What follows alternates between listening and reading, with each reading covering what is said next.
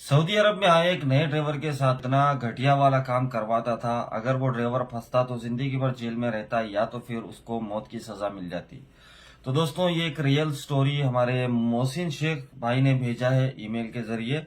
लातूर महाराष्ट्र के रहने वाले हैं। इनकी स्टोरी बड़ी दिलचस्प है कि जो ये बोलते हैं जो डर गया वो मर गया। भाई ने बिना डरे ऐसा काम किया कि उनको सही सलामत इंडिया जाने का मौका मिला सऊदी अरब से। वो कैसे गए हैं, उनके साथ क्या क्या परेशानी हुई है, मैं इस वीडियो में आपको बताऊंगा। एक रियल स्टोरी है।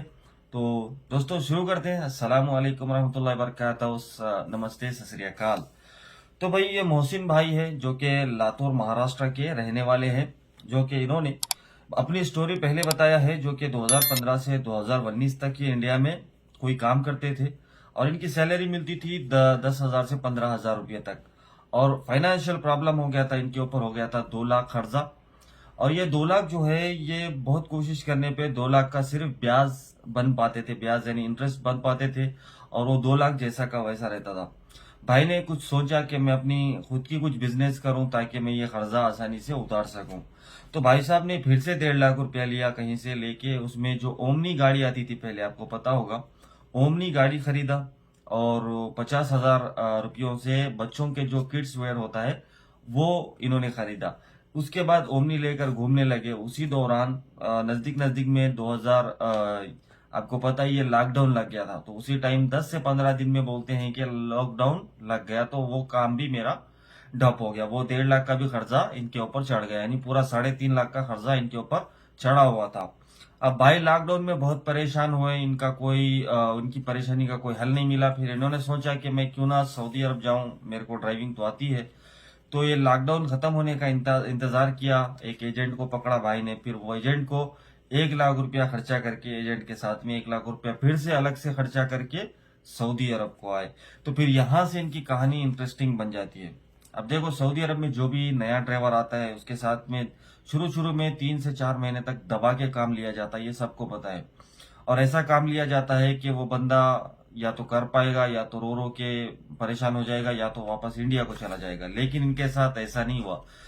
ये काम करते रहे। क्यों क्यों करते रहे कि इनके दिमाग में एक बात थी कि भाई, मेरी शादीशुदा जिंदगी, शादीशुदा थे ये। शादीशुदा जो बंदा होता है वो बड़ा सोच समझ के कदम उठाता है। और ये इंडिया में भी शादीशुदा रहते पर ही इनके ऊपर कर्जा हो गया था।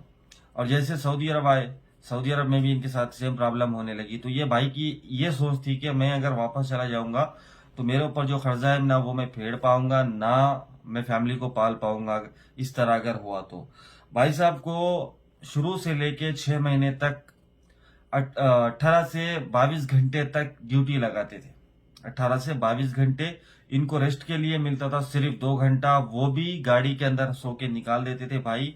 और कफील से जब इन्होंने बात किया कि भाई मेरे को इतना ड्यूटी लग रहा है और मेरे को रेस्ट नहीं मिल रहा है, तो कफील इनसे ये बोलने लगे कि आप इंडिया से सऊदी अरब काम करने के लिए आए हो, ना कि सोने के लिए, आराम करने के लिए, ना कि खाने के लिए। ये बात आप सोच सकते हैं कितना घटिया वाला बात है। बिल्कुल भी इनको टाइम नहीं मिलता था। सुबह से लेकर के शाम तक जो है कफील की मैडम घूमते रहते थे। और जैसे ही शाम हो जाती थी, कफील का निकलना शुरू। कफील जहां बोले वहां घूमते रहते थे। जिद्दा की बात है ये। जिद्दा में ये भाई आए थे, मोहसिन शेख भाई। ठीक है। फिर ये बहुत कोशिश किया इन्होंने। 6 महीने तक ऐसे ही गुजारते गए। सिर्फ 2 घंटा टाइम मिलता था, सिर्फ 2 घंटा। और जैसा ही ये भाई साहब बोले कि देख भाई, मेरे को जो है ऐसा नहीं जमेगा, मेरे को इंडिया वापस जाना है। तो वो कफील इनसे बोला कि 5,000 रियाल दो और चले जाओ। लेकिन इसी दौरान 6 महीना बीत गया। 6 महीने के बाद में कफील इनसे ऐसा कुछ काम करवाने लगा। वो काम का मैं नाम बिल्कुल नहीं लूंगा यहाँ पर, लेकिन आप सोच सकते हैं, मैं सजा बोलूंगा तो आप समझ जाओगे। वो अगर वो काम करते हुए कोई बंदा पकड़ा जाएगा तो या तो उसको मौत की सजा होगी या तो लाइफ टाइम जेल की सजा होगी। मोहसिन भाई को पता नहीं था कि ये काम करने से ये सजा मिलती है। ये अपने अनजान में करते जा रहे थे, करते जा रहे थे। लेकिन इनको पता चला कि अगर ये काम में अगर पकड़े जाएंगे तो इसमें या तो मौत की सजा है या तो फिर परमानेंटली जेल में, लाइफ टाइम जेल में डाल दिया जाता है। और ये इंडिया कभी पहुंच नहीं पाएंगे। जैसे इनको पता चला, भाई साहब ने प्रूफ इकट्ठा करना शुरू कर दिया। मैं शॉर्ट में इनकी स्टोरी बता रहा हूँ। स्टोरी वैसे बहुत लंबी जाएगी अगर मैं पढ़ के सुनाऊंगा तो। मैंने शॉर्ट में, क्योंकि लोगों को समझ में आ जाएगा ये। ठीक है मोहसिन भाई, अगर आप देख रहे हैं तो वीडियो को जरूर लाइक करिएगा। तो भाई साहब ने प्रूफ इकट्ठा करना शुरू किया। इनको पता चल गया था, भाई साहब यानी थोड़ा अपना दिमाग का इस्तेमाल किया इन्होंने सोचा मैं प्रूफ जमा कर लेता हूं। जब ये जो काम करते थे उसके बारे में इनकी व्हाट्सएप से बात होती थी कफिल से, और कफिल जो जो इनको व्हाट्सएप में भेजता था, इन्होंने जो जो इनको व्हाट्सएप पे बात करता था, इन्होंने पूरा प्रूफ के तौर पे अपने पास जमा रख लिया। जो वॉइस रिकॉर्डिंग थी या लोकेशन वगैरह थे, जो भी थे, तस्वीर वगैरह जो भी थे, इन्होंने प्रूफ के तौर पे वो सब जमा कर लिया। जमा करके सीधा गए लेबर कोर्ट में और जाकर के केस कर दिया।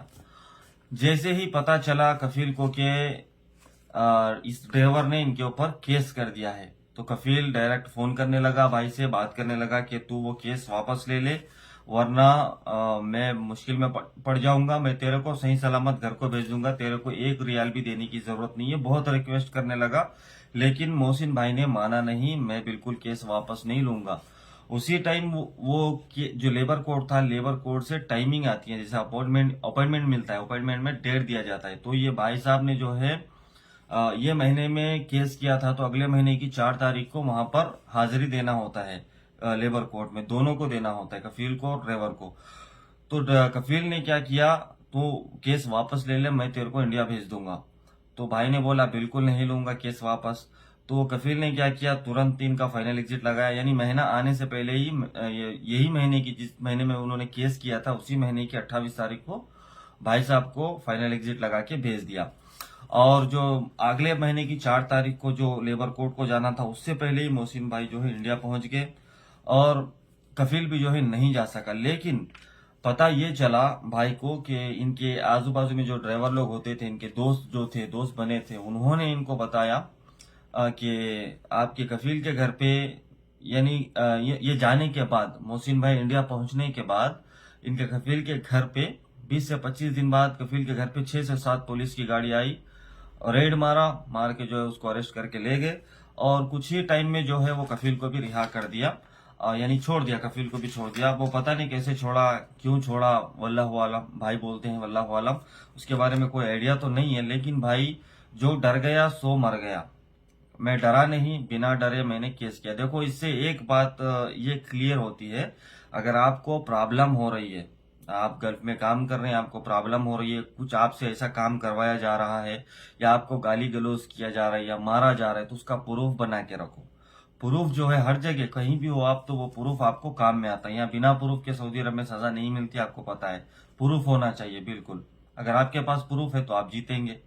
तो ये मोहसिन भाई जो थे, मोहसिन भाई महाराष्ट्र के, इन्होंने बताया है कि मैं डरा नहीं, बिना डरे मैंने काम किया, इसीलिए मेरे को जो है सही सलामत इंडिया आने का मौका मिला। 2024 में भाई फिर से सऊदी अरब आए हैं, जुबैल में ये रहते हैं, माशाल्लाह, बहुत अच्छी बात है। शुक्रिया मोहसिन भाई आपकी स्टोरी शेयर करने के लिए। मैंने शॉर्ट में आपकी स्टोरी सुनाया है, उम्मीद है कि आपको यह स्टोरी पसंद आएगा, और जितने भी देखने वाले हैं सबको भी पसंद आएगा।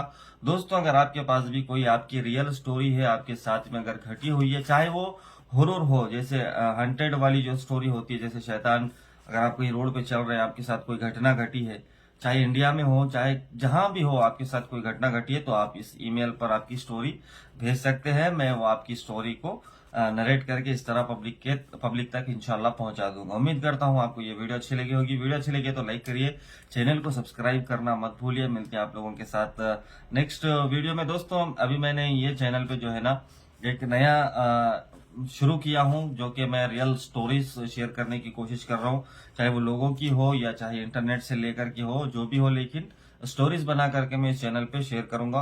उम्मीद करता हूं जो लोगों को स्टोरीज पसंद आती है सुनना, वो लोग स्टोरीज सुनेंगे इंशाल्लाह। तो सब्सक्राइब करना मत भूलिएगा। मिलते हैं आप लोगों के साथ ऐसी कोई नया वीडियो लेकर के। तो मासलामा, अल्लाह हाफिज।